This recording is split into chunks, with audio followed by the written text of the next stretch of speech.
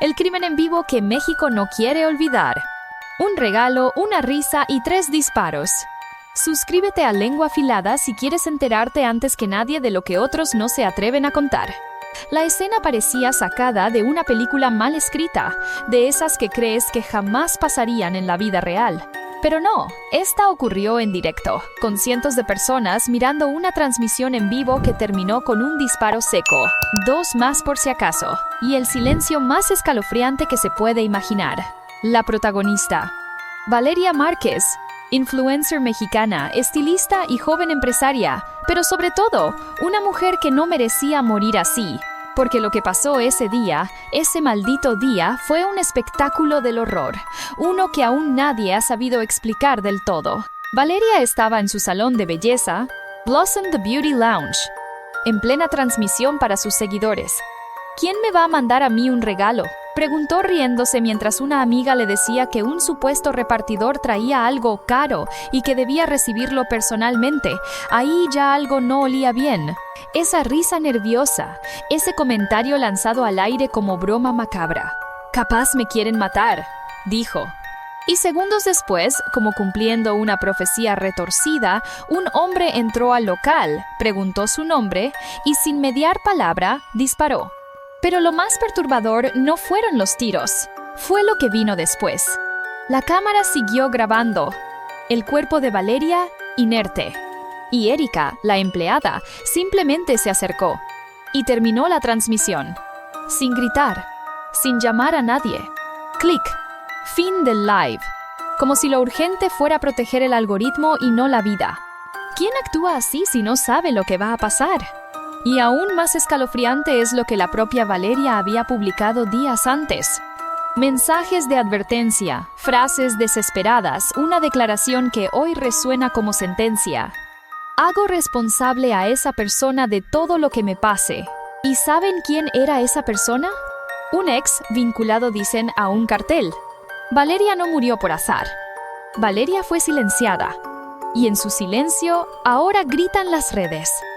Un miedo anunciado que nadie quiso escuchar. Valeria no solo dejó un salón de belleza con sillas vacías y peines aún calientes. Dejó un rastro de señales ignoradas, de pantallazos compartidos con desesperación, de historias que muchos etiquetaron como drama de redes, hasta que fue demasiado tarde, porque lo verdaderamente aterrador aquí no es solo cómo murió, sino cuánto lo anunció. Lo gritó, lo escribió, lo lloró. Y aún así, nadie hizo nada. En sus redes sociales, Valeria mostró moretones, fotografió mensajes amenazantes.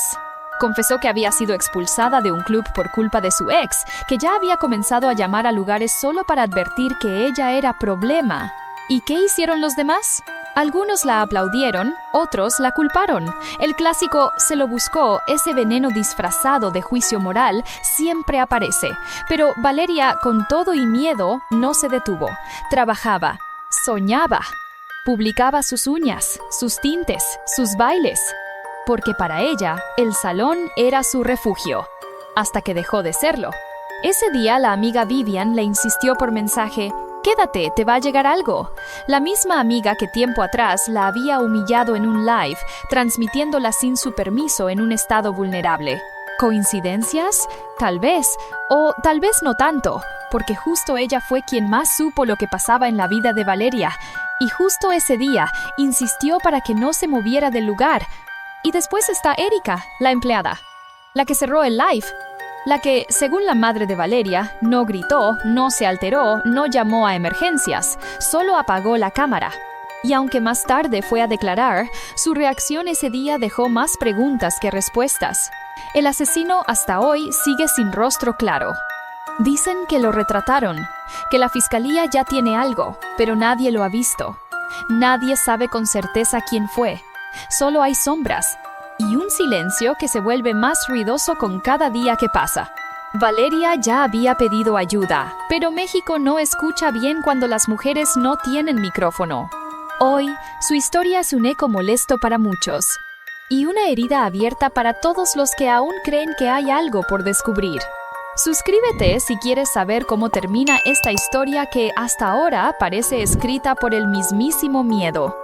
las amistades que se convirtieron en sospecha.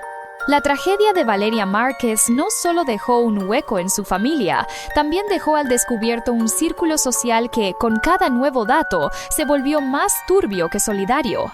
Porque mientras todos fingían compartir su dolor, más de uno escondía secretos incómodos. Y lo que parecía una red de apoyo terminó siendo una madeja de silencios, contradicciones y amistades que hoy huelen más a traición que a consuelo. Empecemos con Vivian. La amiga, la confidente, la que la convenció de quedarse en el salón.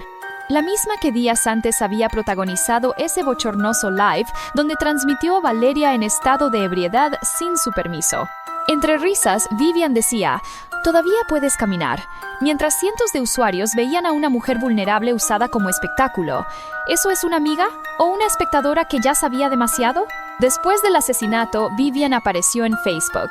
Se declaró inocente, aseguró que nada tenía que ver, que incluso la estaban amenazando. Pero no explicó por qué insistió tanto en que Valeria no saliera del salón, ni por qué, en lugar de consolar a la familia, optó por borrar publicaciones, bloquear contactos y cerrar los comentarios. Raro como mínimo. ¿Y qué decir de Erika, la empleada? Que fue a declarar, sí. Que colaboró con la fiscalía, también. Pero que en el momento clave, cuando su jefa se desangraba frente a ella, prefirió cerrar el celular en lugar de gritar, correr o pedir ayuda. Su reacción, o más bien su falta de reacción, sigue siendo uno de los grandes enigmas de esta historia. Algunos dicen que quedó en shock. Otros, que sabía exactamente lo que iba a pasar. Y hay quien asegura que su silencio fue más estratégico que accidental. Hasta el momento, más de 20 personas cercanas a Valeria han sido llamadas a declarar. Todas con versiones que se pisan entre sí, con tiempos que no cuadran, con detalles que se contradicen. El crimen no solo dejó sangre en el piso, dejó sospechas flotando en cada conversación. Y mientras el caso avanza a paso lento, el salón Blossom The Beauty Lounge se ha convertido en altar, en lugar de morbo, y también en escenario de nuevas teorías. Porque si algo dejó claro esta historia, es que el peligro no siempre llega disfrazado de desconocido. A veces viene con cara de amiga, con voz de compañera, con el tono dulce de quien jura estar de tu lado. El nombre que todos susurran, pero nadie se atreve a decir. Cuando se trata de casos como el de Valeria Márquez, llega un punto en que el dolor deja de ser lo más impactante. Lo que empieza a doler más es el miedo. Miedo a hablar. Miedo a mirar de frente a quienes podrían estar detrás. Miedo a nombrar a esos personajes que no necesitan confirmación judicial para causar escalofríos. Y en este caso, ese nombre es Ricardo Ruiz Velasco, también conocido como el Tripa, el UR, o como prefieren llamarlo algunos, simplemente ese señor. Se habla, se comenta, se rumorea, pero nadie se atreve a afirmarlo con todas las letras. Y es que el historial de este personaje no está escrito en papel oficial, pero sí en testimonios escalofriantes. Se dice que tenía una relación con Valeria, no pública, no formal. Una de esas relaciones a escondidas, llenas de celos, control y poder. Porque cuando el ego se mezcla con dinero y el dinero con violencia, lo que sale no es amor, es una bomba de tiempo. Regalos costosos, viajes, lujos. Valeria no los escondía, pero tampoco los presumía como algunos quieren hacer ver. Lo que sí quedó claro es que, según sus propias palabras, había alguien que no toleraba su brillo, y que cada vez que agradecía algo públicamente, ese alguien estallaba. ¿Celos? ¿Ego? ¿Control? Nadie lo sabe con certeza, pero las piezas encajan demasiado bien. Y como si esto no fuera suficiente, el Tripa no es precisamente un novato en historias turbias. En 2012 se le vinculó al macabro caso de Daisy Ferrer. En 2017 a la ejecución del llamado Pirata de Culiacán.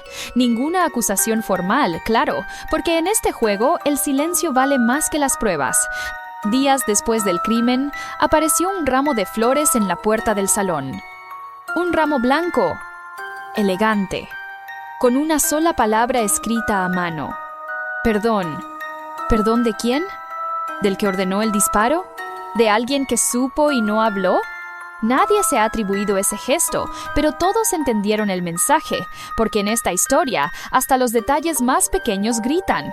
Y mientras las redes se convierten en tribunal popular, la justicia sigue muda. Las autoridades prometen, los sospechosos se esconden y el nombre de Valeria se convierte en símbolo, pero también en advertencia. Si quieres que esta historia no se repita, comparte este video. Y si tú también sientes que falta justicia, suscríbete ahora a Lengua Afilada. Aquí no olvidamos y no callamos.